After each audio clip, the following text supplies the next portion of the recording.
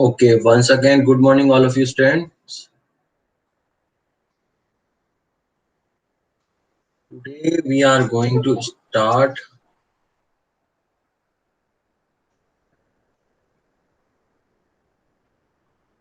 today I am going to start the सबसे पहला देखो एक तो है हुक्स लॉ। ओके, तो हुक्स लॉ जैसे कि मैंने माइल्ड स्टील्स का स्ट्रेस स्ट्रेन कर्व जब प्लॉट किया था तो प्रोपोर्शनल जो लिमिट्स था उसके अंदर ही ये क्या है हुक्स लॉ फॉलो करता है। ओके, तो इसका स्टैंडर्ड लाइन है कि stress is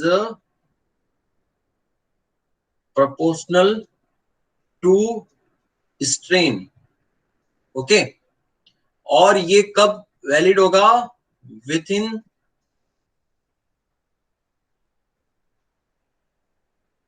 within proportional limit.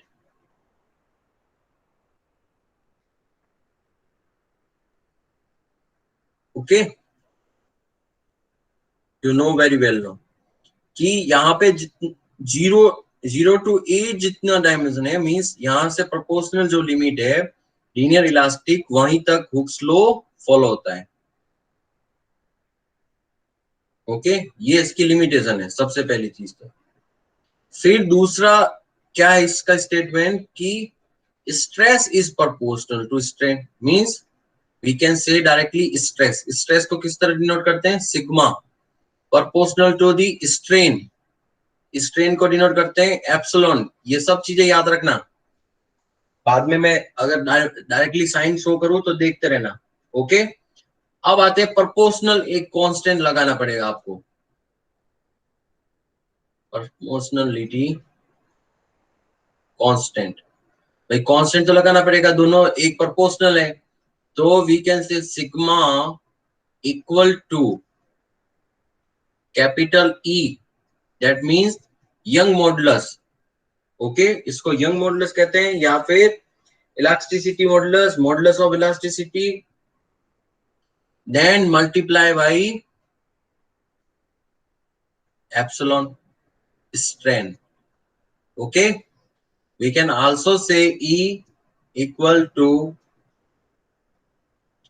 modulus of elasticity E sigma divided by epsilon, that means stress divided by strain। यही बताया था कि इन दोनों का जो रेशियो है वो एक कांस्टेंट वैल्यू होती है E। ओके, तो अब आते हैं एक साथ साथ में लिखते रहना, सब साथ में नोट डालो कि ये जो हुक्स लॉ है ये कब वैलिड है। पहली चीज तो विथ इन प्रोपोर्शनल लिमिट होना चाहिए, मींस ये जो स्ट्रेस वर्सेस स्ट्रेन जो है ये लीनियर। फिर मटेरियल कौन सा होना चाहिए?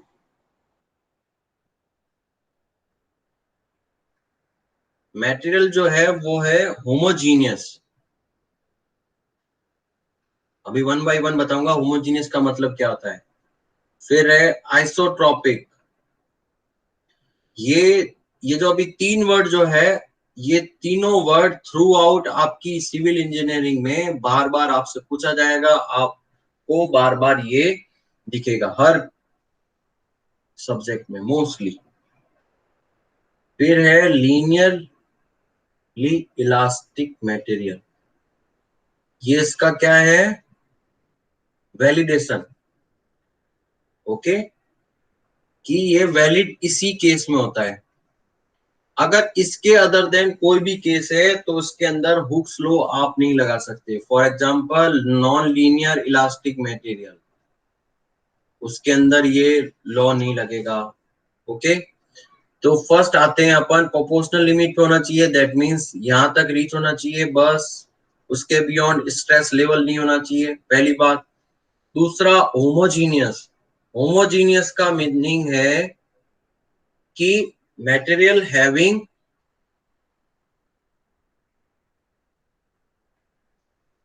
सेम प्रॉपर्टीज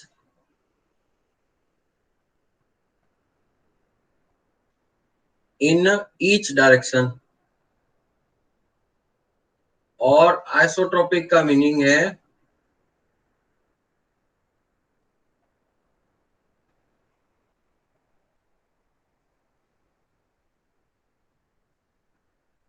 ये कुछ मैंने मार्क किया है मटेरियल, ये क्या है आपका मटेरियल, ओके, कोई भी मटेरियल हो सकता है।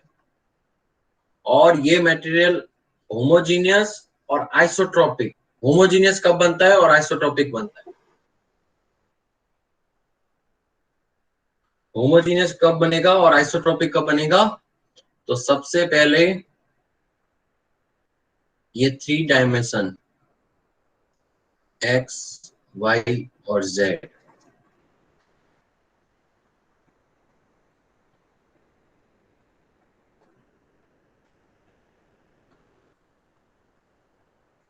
Every direction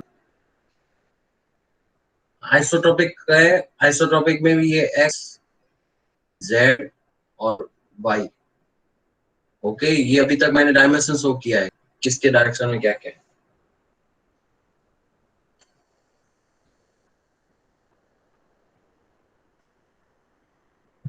for a given direction, for a given direction, let's assume x, at every point in the material having same elastic properties। Definition ध्यान से सुनना। For a given direction means direction fix करनी है। Let's assume direction है आपकी x, x direction में elastic properties let's assume आपका modulus of elasticity E1। तो x के डायरेक्शन में हर पॉइंट पे, मटेरियल के किसी भी पॉइंट पे इसकी इलास्टिक प्रॉपर्टी क्या है? Same, okay. समझ में आया ये होमोजीनियस का मतलब? होमोजीनियस का मतलब है कि मटेरियल के किसी भी पॉइंट पे given direction let's assume x, अगर इस पॉइंट पे x डायरेक्शन में इलास्टिक जो प्रॉपर्टीज है E1, तो हर पॉइंट पे सेम डायरेक्शन में क्या रहेगी? Elastic property same, okay. आया समझ में? यस और नो? यस कैलाश?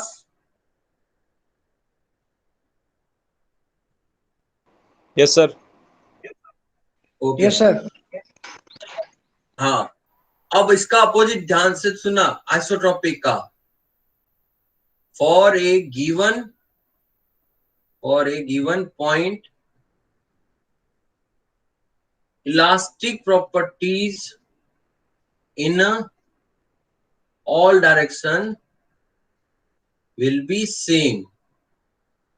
मतलब क्या बोल रहा है? फॉर ए गिवन पॉइंट, इस मटेरियल में कोई पॉइंट है ये, और इस पॉइंट पे किसी भी डायरेक्शन में either the x, either the Y, either the Z, इसके अंदर जो इलास्टिक प्रॉपर्टीज है E2, ये भी E2 और ये भी E3।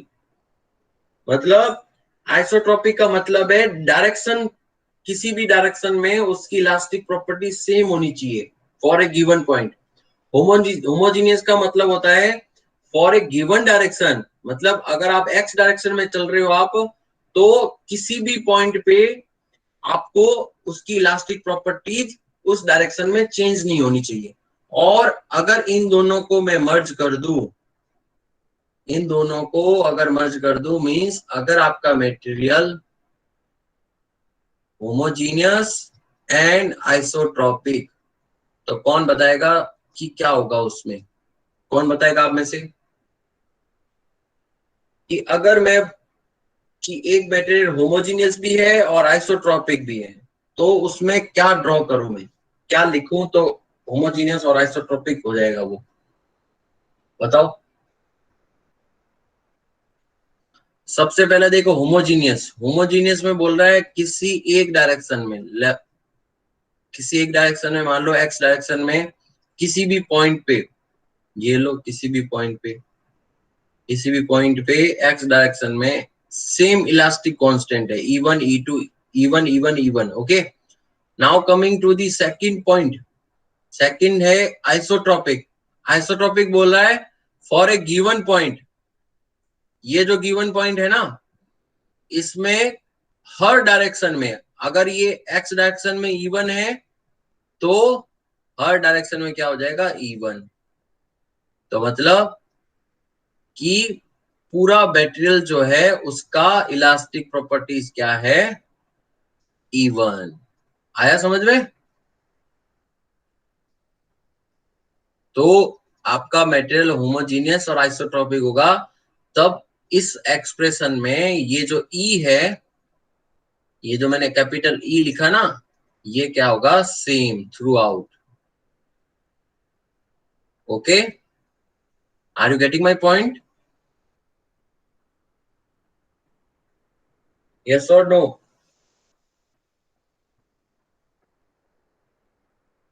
यस और नो? Yes sir. ओके, और खेतेश और Anil, I am audible to you? Yes sir. Yes Anil? Anil, I am audible to you?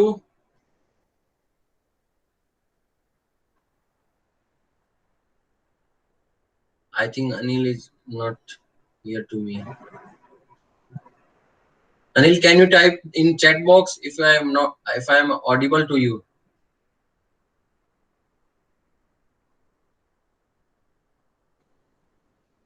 Okay, I think Anil के साइड से टेक्निकल प्रॉब्लम, अदर देन तो ओके ना सब, लैंग्वेज ये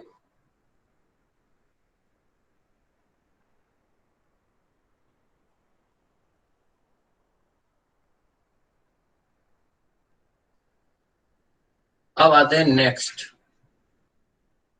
तो sigma equal to E multiply by epsilon, ये आपका Hooke's law है।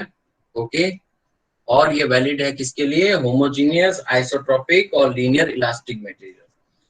अब आते हैं अपन टॉपिक डिफॉर्मेशन ऑफ। एक बात याद रखना, सिविल का सबसे बेस जो है सब्जेक्ट वो है strength of material. You can ask to class, I think. क्यों क्लास?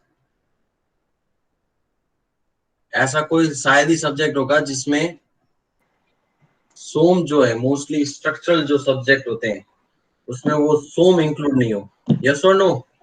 यस सर, ये पूरा सोम पे और बाकी सारा सब्जेक्ट।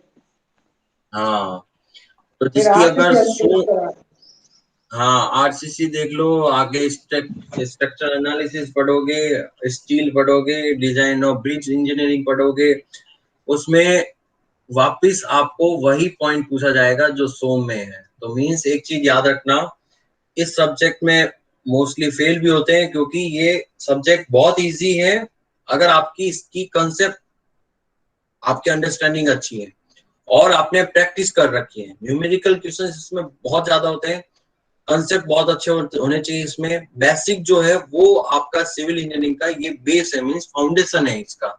आपकी इंजीनियरिंग का पूरा सिविल इंजीनियरिंग का फाउंडेशन ये अगर पूछा जाए तो सोम होता है सबसे सब्जेक्ट।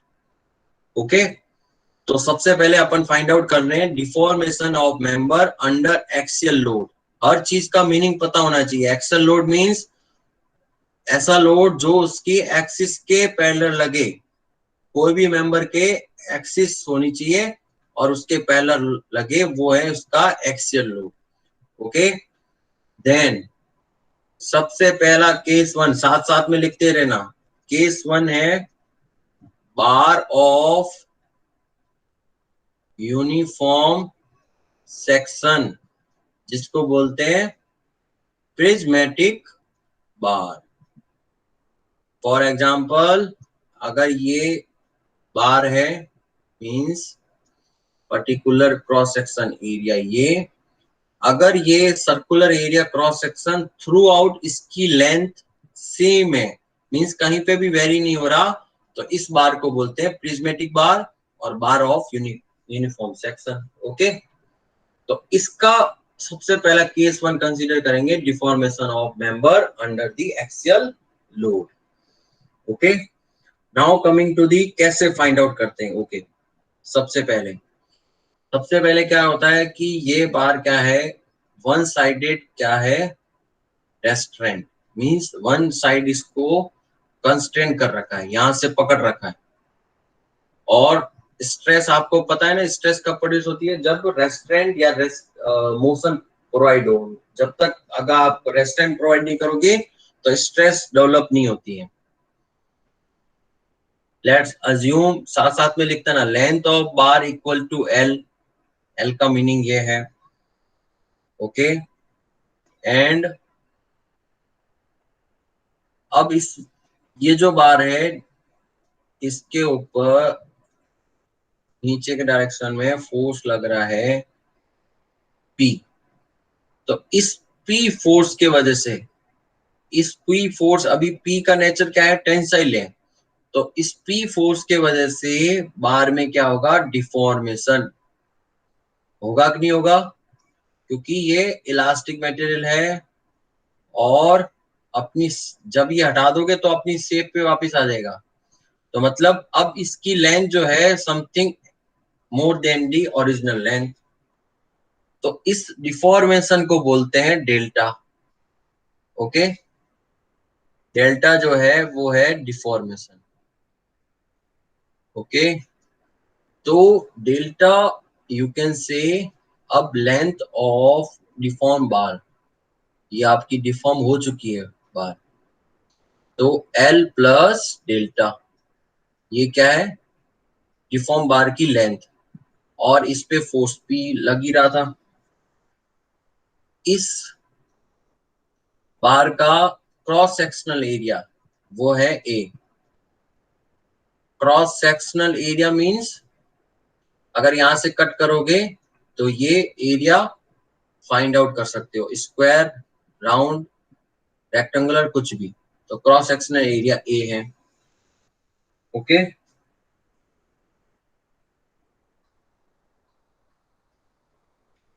अब by Hooke's law, sigma stress in the bar equal to E multiply by epsilon. और ये लॉ कब यूज होगा, मान लो assuming material is first homogeneous, isotropic and linear elastic material, ये सारी प्रॉपर्टीज इसके अंदर है। फिर सिग्मा, सिग्मा को बोलते हैं स्ट्रेस। स्ट्रेस कैसे कैलकुलेट करते हैं, force divided by cross sectional area. ये फोर्स इस पे एक्सर्ट हो रहा है कितना, P, एरिया कितना है A, तो sigma equal to P by A। अब आते हैं strain, strain delta equal to change in the dimension to the original dimension. भाई चेंज इन डायमेंशन कितना हुआ, चेंज हुआ L प्लस डेल्टा माइनस, पहले लेंथ थी L माइनस ओरिजिनल डायमेंशन वो कितनी है L, तो ये L से L कैंसिल आउट, ये आपका बच गया डेल्टा बटा L। अब हुक्स लॉ में लिखो, sigma equal to capital E into epsilon E। तो सिग्मा के जगह मैंने लिख दिया कैपिटल P बाई A, फिर E multiply by epsilon, epsilon की जगह delta by L। Now find out the deformation, अपन को डिफॉर्मेशन ही फाइंड आउट करना है। तो deformation delta equal to PL by AE। आ गया फॉर्मूला, ये आता है क्वेश्चन 5 नंबर का, डेरिवेशन का। Deformation in the prismatic bar having the cross section area A। Okay, यहां तक क्लियर। Yes sir. ओके, तो ये जो फॉर्मूला है ये याद रखना, delta equal to PL by AE। ये किसके लिए फॉर्मूला है? ये सिर्फ फॉर्मूला है for a prismatic bar having load equal to P, area cross section और लेंथ L। इसके अंदर अगर डिफॉर्मेशन होता है ड्यू टू फोर्स,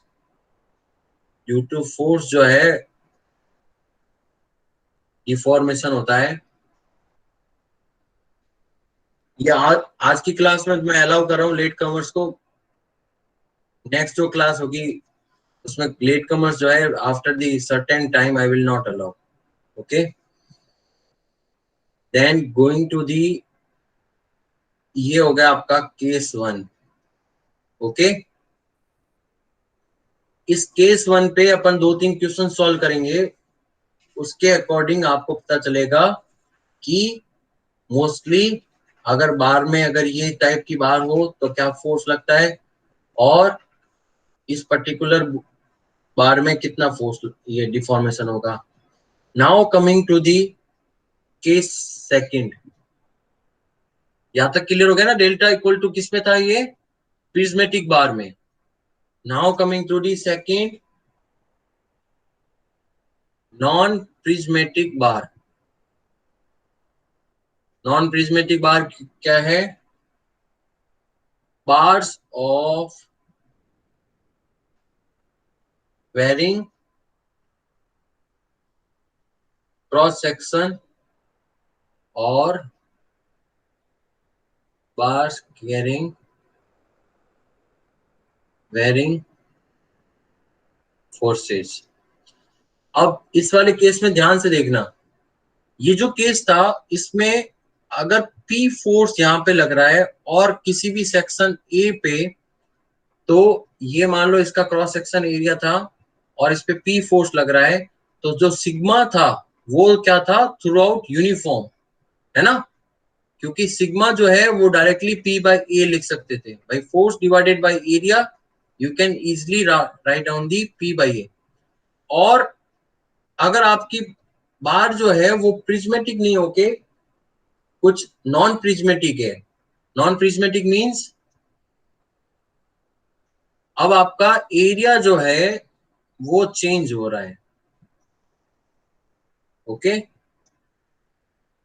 अब क्या हो रहा है? एरिया चेंज हो रहा है।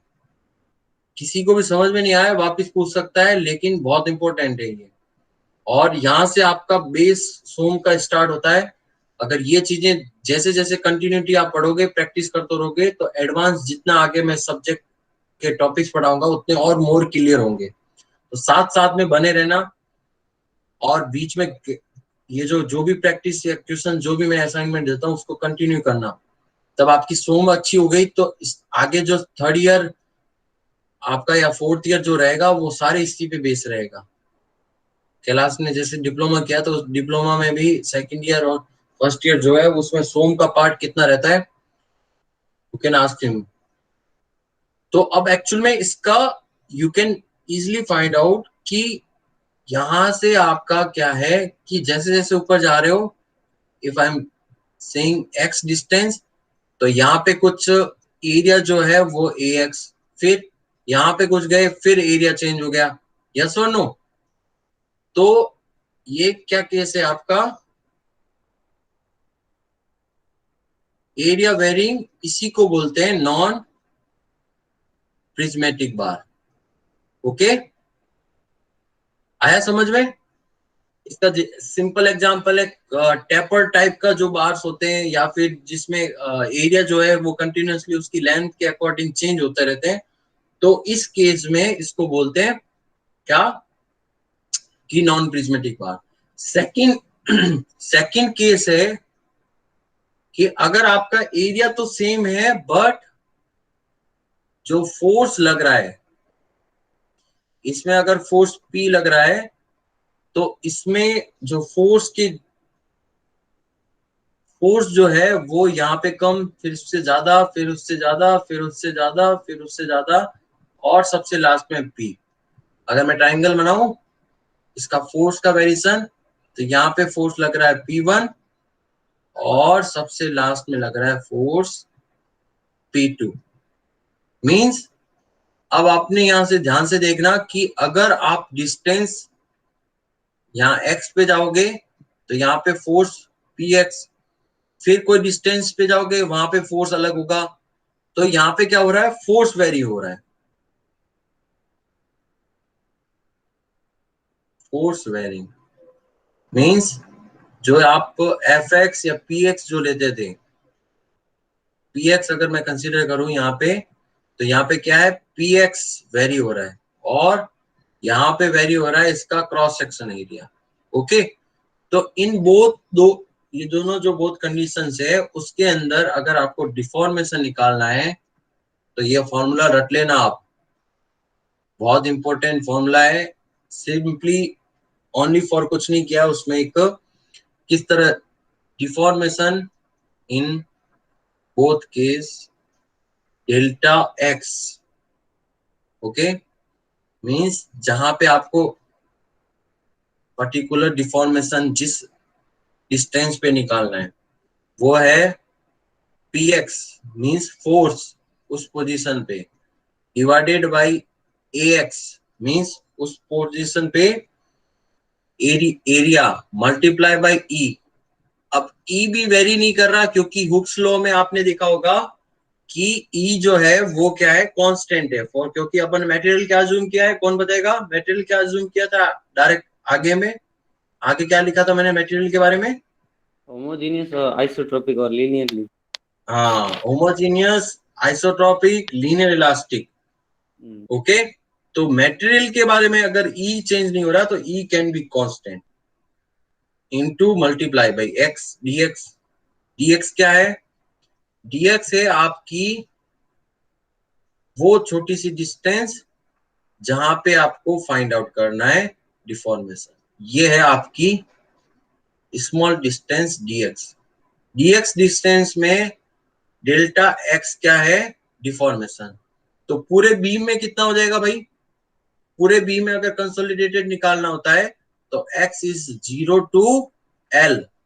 थ्रू आउट लेंथ में डिफॉर्मेशन के लिए अपन को क्या करना पड़ेगा, integration. Now deformation delta equal to throughout of the bar, you easily find out the integration 0 से L Px force variation divided by Ax area variation multiply by dx, integration कर देना इसका और you can easily find out this।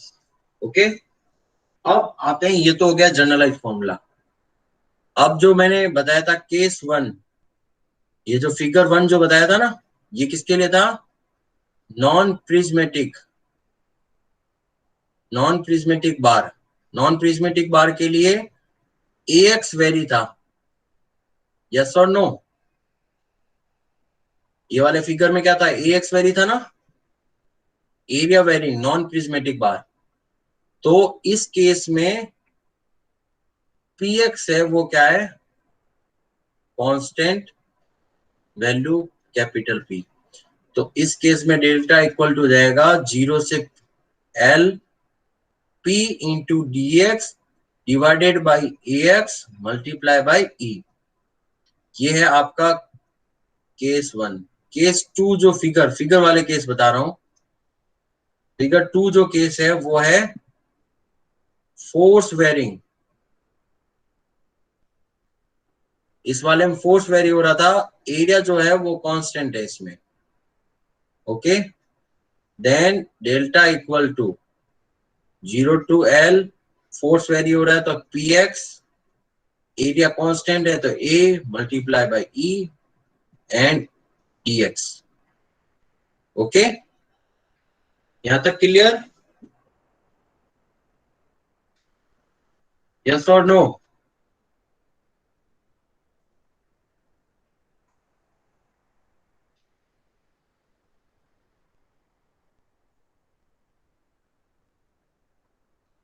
Yes Ketesh, yes sir, clear है। पर क्या sir area और जो फोर्स है वो दोनों वेरी कर सकते हैं साथ में? तो ये वाला केस में दोनों वेरी हो रहा है, देख, इट इज द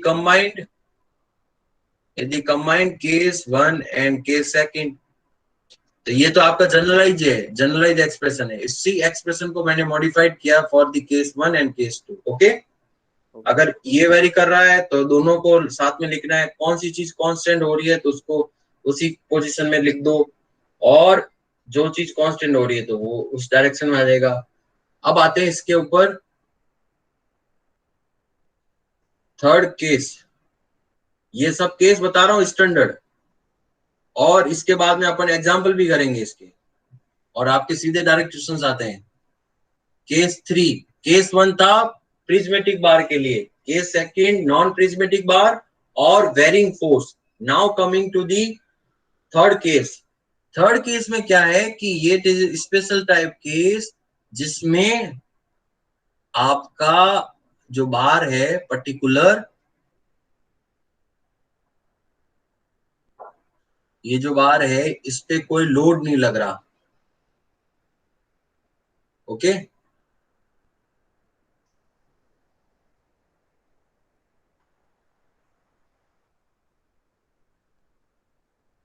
इस पे कोई लोड नहीं लग रहा, बट इसके खुद के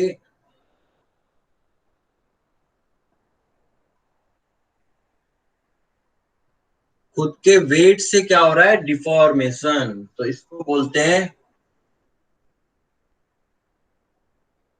deformation due to self weight of the bar. अब ये बार कोई भी हो सकती है, प्रिज्मेटिक बार भी हो सकती है, नॉन प्रिज्मेटिक बार भी हो सकती है। ओके, इस टाइप के केस में कुछ स्टैंडर्ड प्रोसीजर है, कैसे सॉल्व करते हैं देखो। सबसे पहला एग्जांपल मैं ये कंसीडर कर रहा हूं, ये है इसकी L. Okay, now coming to the, इसका एरिया जो है ये क्रॉस सेक्शन। अब अगर ध्यान से देखो, एट पॉइंट ये जो क्रॉस सेक्शन है, इस पॉइंट पे अगर मैं कंसीडर करूं वाई डिस्टेंस, तो डी वाई लेंथ के लिए, ये डी वाई लेंथ है ना, और ये जो डायमेंशन है ये है आपकी एल माइनस वाई। तो for force on the differential element D Y cross section area A,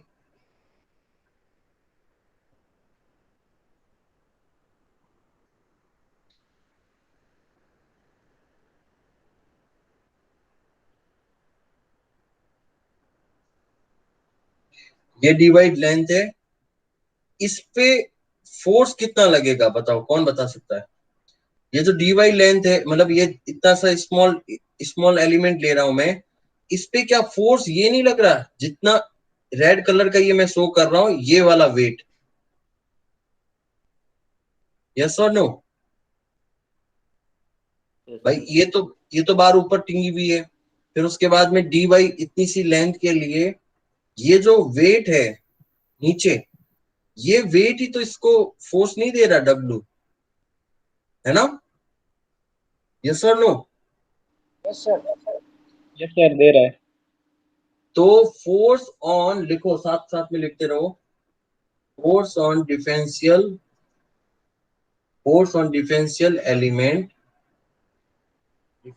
element of length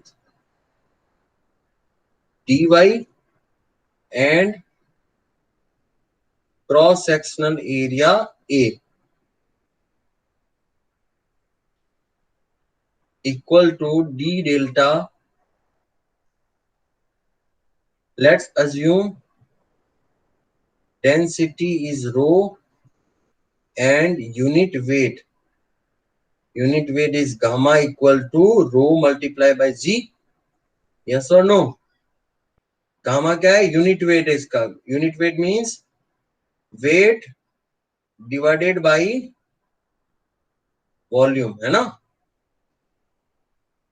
okay.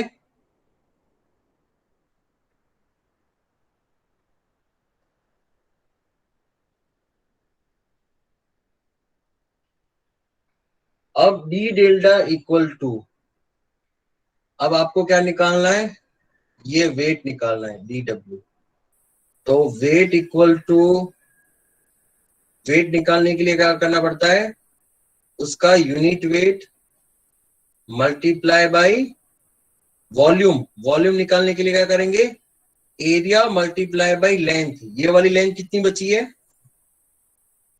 ये वाली लेंथ कितनी बची है? L minus, Y. हाँ एल माइनस वाई। तो ये वेट क्या है? यहां पे लग रहा है डब्ल्यू। ओके। तो ये अब ये सेम केस नहीं हुआ आपका कि इस छोटी सी डी वाई स्ट्रिप पे फोर्स लग रहा है कौन सा? डब्ल्यू। तो बस पीएल बाई क्या करना है? डब्ल्यू मल्टीप्लाई बाई लेंथ, जिस लेंथ पे लग रहा है, डिवाइडेड बाई ए। तो D delta equal to W, W की वैल्यू यहाँ पे पुट करो, gamma multiply by A L minus Y multiply by D Y divided by A. Okay. अब ए ई जो है उसमें ए का जो टर्म्स है वो कैंसिल आउट हो जाएगा। ओके। तो इस छोटी सी स्ट्रिप का जो डिफॉर्मेशन है वो gamma L minus Y D Y divided by E. Okay. इस इक्वेशन को नेक्स्ट स्लाइड में देखते हैं। तो नेक्स्ट स्लाइड में देखो, D W equal to gamma L minus Y multiply by E. तो अपने को तो क्या निकालना है? थ्रू आउट भाई, टोटल इलोंगेशन निकालना है। Total elongation due to self weight, due to self weight of bar equal to delta self equal to integration of this, integration कितना? 0 से L, gamma L minus Y D Y divided by E. Integration करके बताओ कितना आया ये? Integration करो जल्दी, फटाफट करो। गामा एल अपॉन ई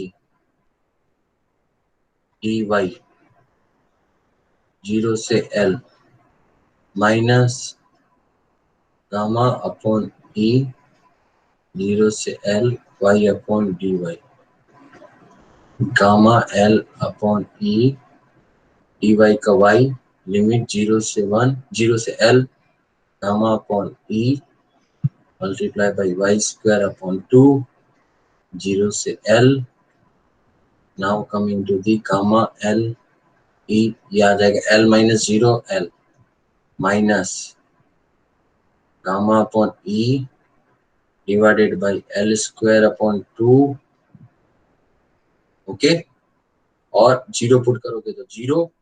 फाइनल क्या आया? निकाला कि नहीं integration? Gamma L square upon 2 ई सर। हाँ, gamma L square upon 2e।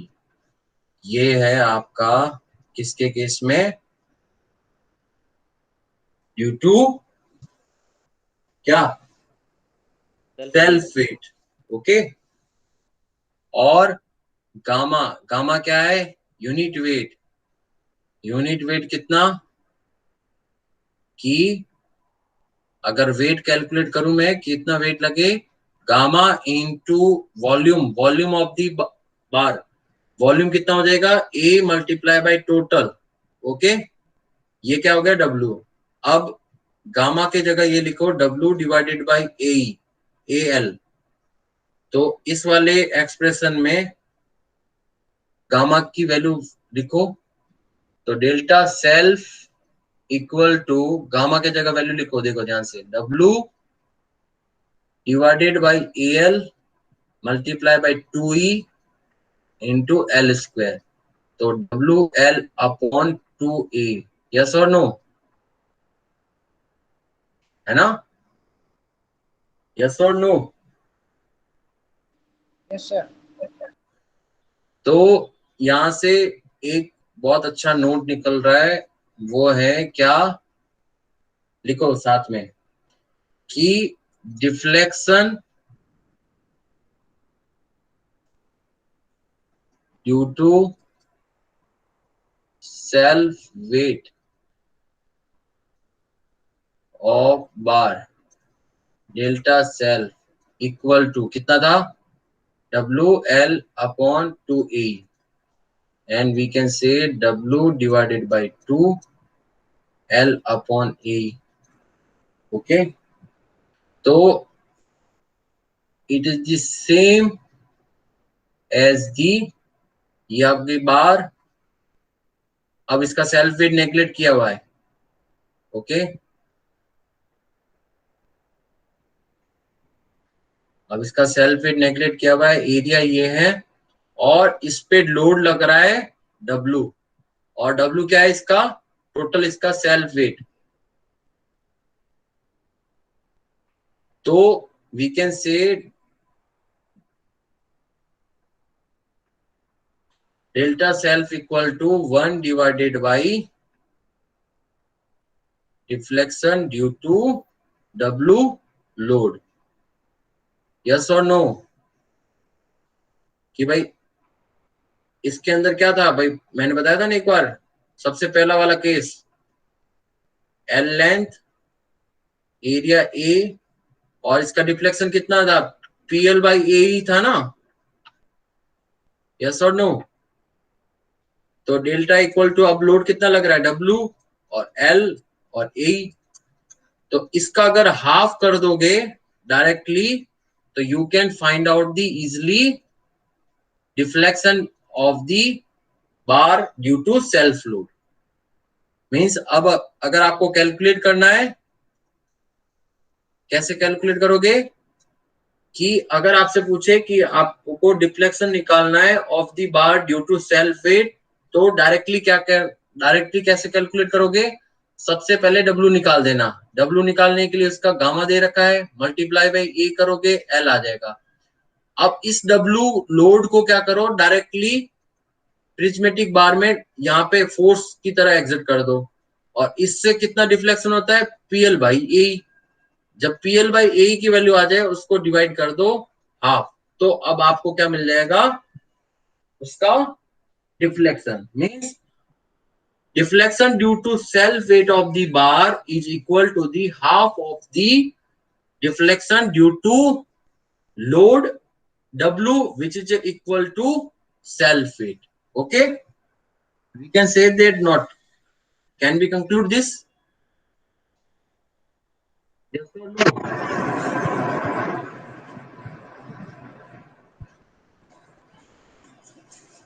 ये समझ में आया कि नहीं आया, यस सर। ओके, तो समझ में आया, तो ये रहा आपका नेक्स्ट क्वेश्चन। नेक्स्ट क्वेश्चन है, अब क्या हुआ, थोड़ा स्पेशल केस बनाते हैं इसको।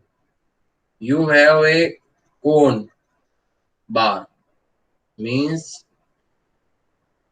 इस टाइप की आपके पास बार है, okay, and having the length L and elastic constant A, okay. ये पूछ रहा है फाइंड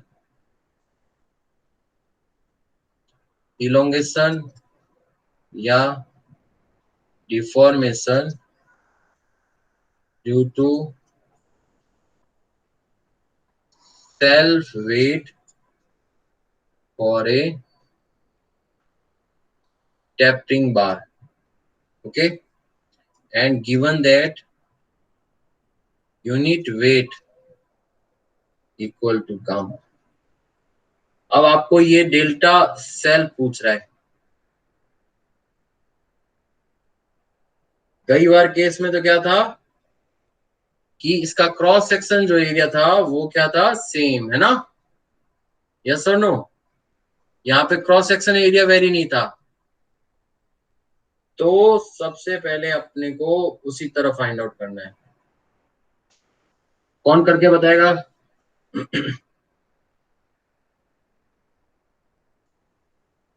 देखो, सबसे पहले अज्यूम करना है, यहां से अपन चलेंगे, ठीक है? यहां से चलने का रीजन क्या है?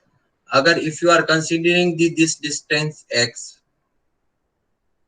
ओके, अब इस चीज को अलग कर दो, ये है आपका x, ओके, और ये है आपका डायमीटर इधर d,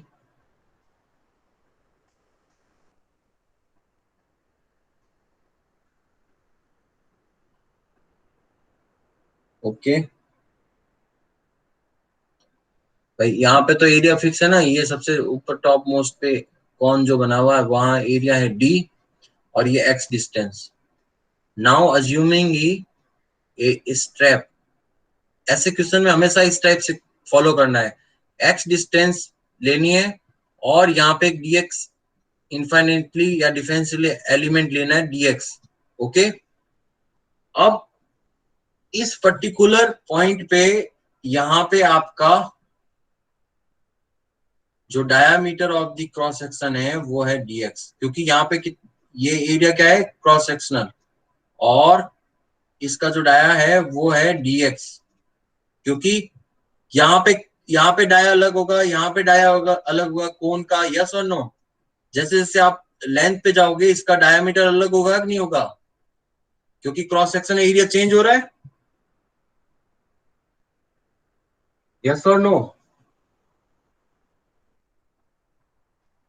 यस। तो हाँ, ये है आपका डायमीटर dx, तो वी कैन से इसका सबसे पहला वेट निकालेंगे कैपिटल dx, और ये है डिस्टेंस x, तो वॉल्यूम ऑफ द कोन कितना होता है?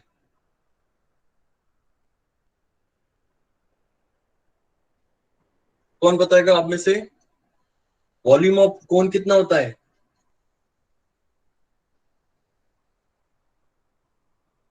अरे वॉल्यूम ऑफ कोन नहीं पता? सिलेंड्रिकल का 1/3 होता है वो, 1/3 equal to pi R square H, पढ़ा होगा ना आपने 12th में, यस और नो?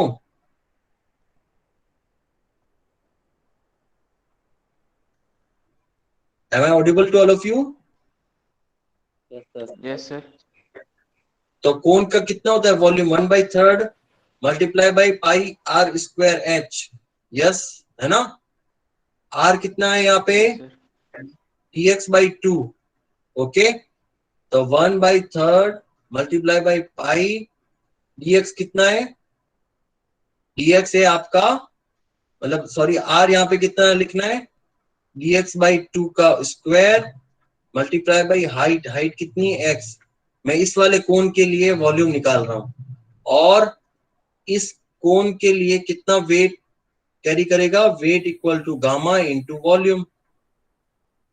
दैट मींस कि अब आपका ये जो बार है कुछ इस तरह है, ये डिस्टेंस है L-x, और यहाँ पे लग रहा है फोर्स W, ये वाला, ओके। और डिस्टेंस कितनी? ये dx। तो you can easily find out the d delta for the dx strip. इस स्ट्रिप के लिए deformation equal to force, force मतलब W, load multiply by length कितनी? dx, और वहां का एरिया, एरिया कितना है? AX, और वहां पे कितना? E। यहां तक क्लियर? यही तो पढ़ाया था मैंने वहां पे, सबसे पहला पहला formula d delta equal to px multiply by dx और AX, जो जो चीज वेरी हो रही है ना वो चीज नोट डाउन करते रहो। यहाँ पे PX वेरी हो रहा है और AX भी वेरी हो रहा है, तो PX वेरी करने के लिए मैंने W लिख दिया वॉल्यूम इनटू गामा। वॉल्यूम उस वाले कोन का कितना, ये वाला कोन जिसकी हाइट है X और डायामीटर है इसका DX। ओके, तो गामा मल्टीप्लाई बाई वॉल्यूम, जिस वॉल्यूम अपन ने कैलकुलेट कर रखा है यहाँ पे कितना हो जाएगा, पाई dx square multiply by x, 4 multiply by 3, 12। Okay, तो ये हो जाएगा पाई dx square multiply by x और डिवाइडेड बाई 12। ये पूरा आज की जो क्लास है ये प्रैक्टिस करना, जितना प्रैक्टिस करोगे उतना अच्छा ये निखरेगा। और इन 3 फॉर्मूलों के बेस पे ही आपका प्रिज्मेटिक और नॉन प्रिज्मेटिक बार में बहुत सारे क्वेश्चंस इससे रिलेटेड हैं। ओके, तो इस चीज को एक्सप्रेशन डालना है आपको यहाँ पे। अब एक और रिलेशन बाकी है अपना, वो है ये कि इस पॉइंट पे कोन का डायमीटर है कैपिटल D। ओके, इस कोन पे कितना डायमीटर है, कैपिटल D। और अपन बात कर रहे हैं इस पोर्शन पे जो कि डिस्टेंस है x। ओके, तो ध्यान से देखो, यहाँ पे डायमीटर मैंने दे रखा है dx और ये वाली लेंथ है x। तो अब इस एक्सप्रेशन को यहाँ पे डालो, तो d delta equal to w equal to कितना है, gamma multiply by pi multiply by dx square multiply by x and divided by 12 और मल्टीप्लाई बाई ये कितना है dx डेरिवेशन। और ax, इस पोर्शन पे ax की वैल्यू कितनी है, कौन बताएगा, cross section area of at x distance कितना हो जाएगा, if the diameter of dx, इसका क्रॉस सेक्शन कितना है, सर्कुलर ही है, सर्कुलर का क्रॉस सेक्शन एरिया कितना होता है, सर्कुलर का क्रॉस सेक्शन एरिया कितना होता है, पाई dx स्क्वायर बाई 4 होगा। हाँ पाई बाई 4 dx स्क्वायर है ना। तो यहाँ पे आप लिख दो पाई बाई 4 dx स्क्वायर और मल्टीप्लाई बाई ई। अब जो कैंसिल आउट हो रहा है वो उसको कैंसिल कर दो। ये है यहां से dx स्क्वायर कैंसिल, पाई से पाई कैंसिल और 4 से ये कैंसिल 3। तो d delta equal to pi x multiply by dx and 3e। यहां तक क्लियर। ये सिर्फ डिफॉर्मेशन किसका हो रहा है, dx का। और अगर अपने को थ्रू आउट डिफॉर्मेशन निकालना है या इलोंगेशन निकालना है due to self weight delta equal to integration of 0 से L इंटू डेल एक्स। तो 0 से L gamma multiply by x multiply by dx divided by 3e। तो ये गामा डिवाइडेड बाई 3 एक कांस्टेंट है और इसका आपका इंटीग्रेशन करना है। कितनी वैल्यू आएगी कौन बताएगा, फटाफट फटाफट बताओ। x का कितना हो जाएगा, एक्स स्क्वायर बाई 2 और यहाँ पे L square minus 0, that means gamma कितना आया, gamma L square by 6e। 6e है ना, यस और नो, ये आया एक्सप्रेशन, सबका आ गया, ये वाला एक्सप्रेशन आया कि नहीं आया, delta equal to gamma L square upon divided by 6e। फिर आ गया। ओके, तो अब आपको एक मैं क्वेश्चन देता हूं असाइनमेंट के लिए, वो क्वेश्चन फाइंड आउट करके उसका डिफॉर्मेशन निकाल के देना है आपको।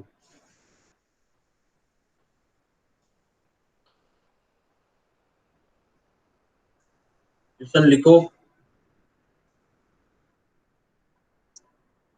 क्वेश्चन है यूनिट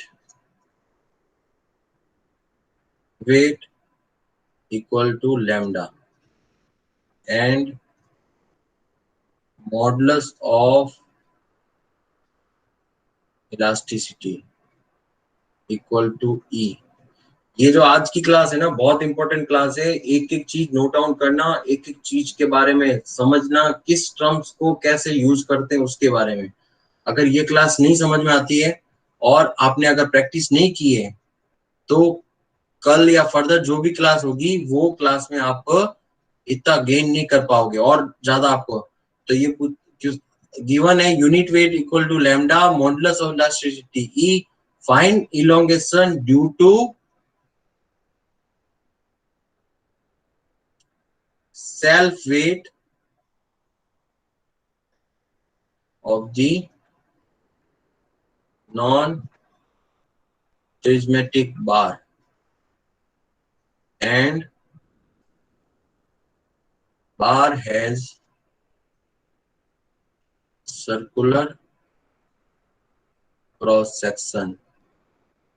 कैसे?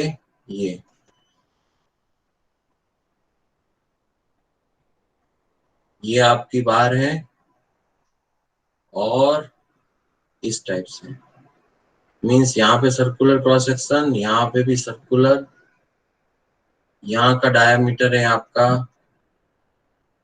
D2, young modulus E, unit weight is lambda, और यहाँ का डायमीटर है D1, और ये रहा आपकी लेंथ टोटल L। ओके, समझ में आ गया क्वेश्चन? ये इस टाइप से आपका एक बार है जिसमें क्रॉस सेक्शन एरिया ये नॉन प्रिज्मेटिक है, मतलब थ्रू आउट इसका क्रॉस सेक्शन एरिया सेम नहीं है। नीचे वाला डायमीटर D1 है, ऊपर वाला D2 है, लेंथ जो है वो टोटल L है। ओके, फाइंड आउट करना है आपको इसके सेल्फ वेट से डेल्टा LF, और एक फाइंड आउट करना है इसका सेकंड पार्ट है, इसका सेकंड पार्ट है क्या, if the same bar is subjected to load P।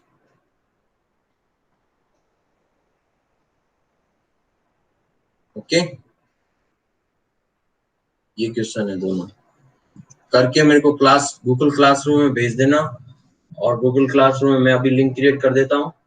Okay, तो सेकंड पार्ट में क्या करना है आपको, ये लोड लग रहा है, ओके, पी लोड के वजह से यहाँ पे डेल्टा निकालना है, वो डेल्टा होगा 2, और यहाँ पे आपको निकालना है सेल्फ वेट के वजह से, सेल्फ वेट के वजह से डेल्टा 1। ये एक क्वेश्चन के दो पार्ट है, ये आपका असाइनमेंट रहा। ओके, कैसे करना है, जो प्रीवियस वन जैसे अज्यूम किया है मैंने कि यहां से x डिस्टेंस लेके dx स्ट्रिप निकालना है, और यहाँ का डायमीटर dx निकाल के फाइंड आउट करना है। Okay, clear?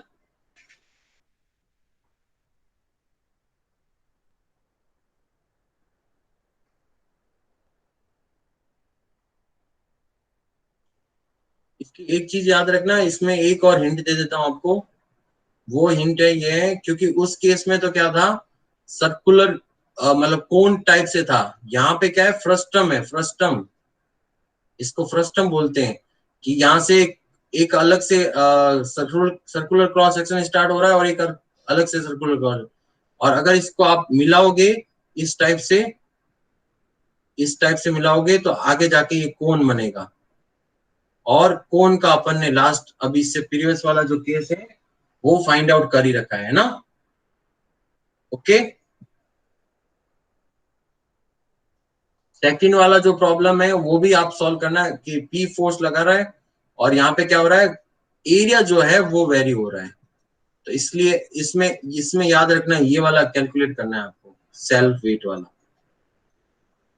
इसमें एक ये वाला फिगर देख लेना, कौन कौन बना के इसको सॉल्व करते हैं।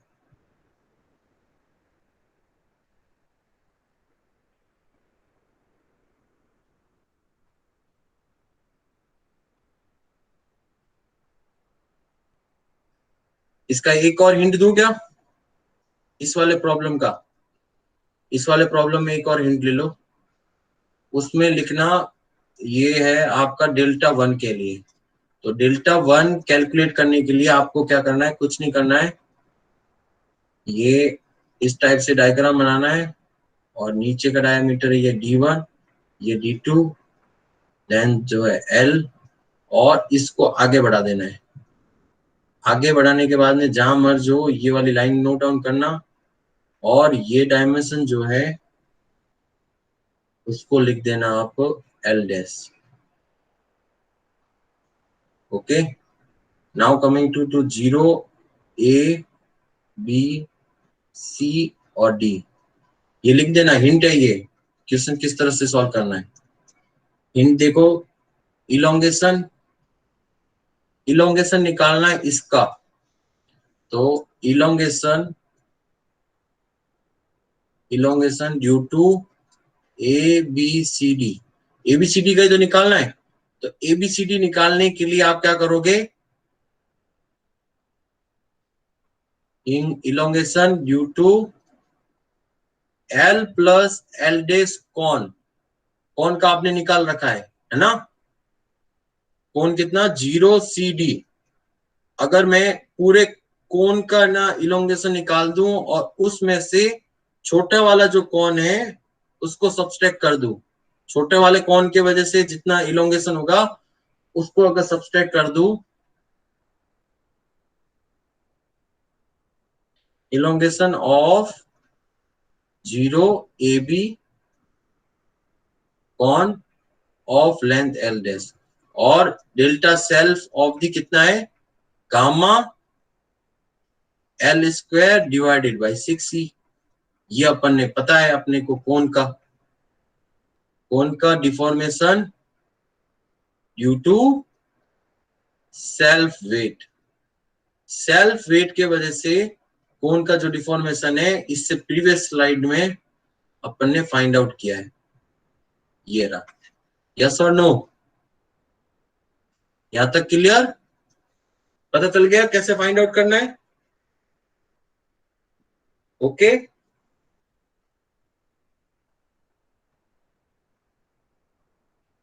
Yes, Kailash, केतेश,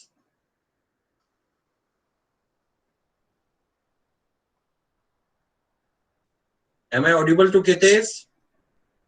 Yes, sir. Okay, from Kailash also okay. Okay, तो ये वाला अगर ये वाला ट्राई करना, और क्वेश्चन को कैसे ट्राई करना इस वाले मैकेनिज्म से समझना, ये हेल्पफुल रहेगा आपका।